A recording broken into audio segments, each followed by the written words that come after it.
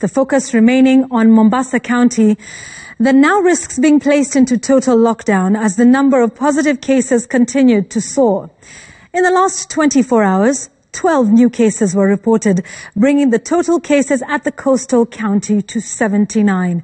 Governor Ali Hassan Joho and Mombasa County Commander Gilbert Kitio have since called on the national government to impose more stringent measures to contain the spread.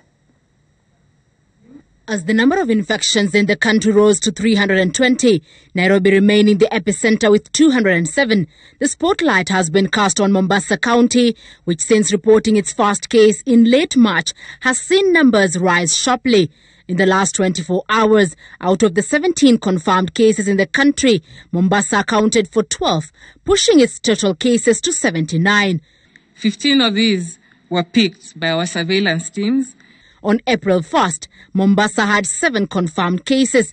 2 weeks later, the number rose up to 34. On 18th April, out of 16 confirmed cases, Mombasa had 5. On 19th, 4 cases were reported. The next 4 days saw the county record at least a third of the confirmed cases nationally, the highlight being Thursday, where 12 new cases were recorded. The evidence that is coming in from our testing shows us that indeed local transmission has been established. With the COVID tide rising to dangerous levels, a concerned Governor Ali Hassan Joho says a lockdown is inevitable, at least to contain the spread of the virus. It is high time we need to discuss lockdown. Really, there's no two ways. We have to discuss lockdown. Watu wanasema mambo ya economic challenges, but I am worried kiafya will not be able to recover, my friend. The curfew we are seeing, or the cessation of movement which is in place, is not a security one. A security one you can afford, kuhepa. But this one, of a pandemic, you will be endangering yourself, your family, and everybody else. That's why we must take it upon ourselves that we should not allow a few people to jeopardize our health. The two COVID-19 co-chairs expressed their anger at carefree attitude exhibited by the residents in disregard of the danger.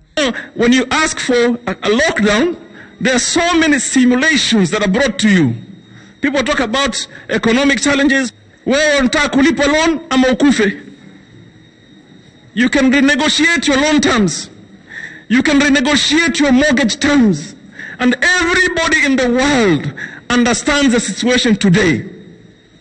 But we need you to be alive and well, to be able to come back to life and work for what you have lost over a short period of time. But where did the rain start beating Mombasa? Well, one of the institutions in the county, the Kenya Ports Authority, has turned out to be the hotspot for the spread of COVID-19, with 24 confirmed cases. In late March, out of 3 staffers who had been placed on quarantine, 1 developed severe symptoms linked to COVID-19. She went to the Bandari clinic for treatment and was immediately admitted at a Mombasa hospital. Treatment commenced. She, however, lost the battle on 2nd April. 8 days later, 59-year-old James Oyugi, also a port employee, passed away in yet another COVID-related death. He was hurriedly buried in Siaya amid an uproar from the public. As targeted mass testing commenced, the infection tree started growing, and with 79 cases, county officials are now worried. We're not listening. I think that attitude, we must change it for us to survive. Sources attribute the high figures at the Kenya Ports Authority to reluctance by officials to have staffers work from home so as to encourage social distance.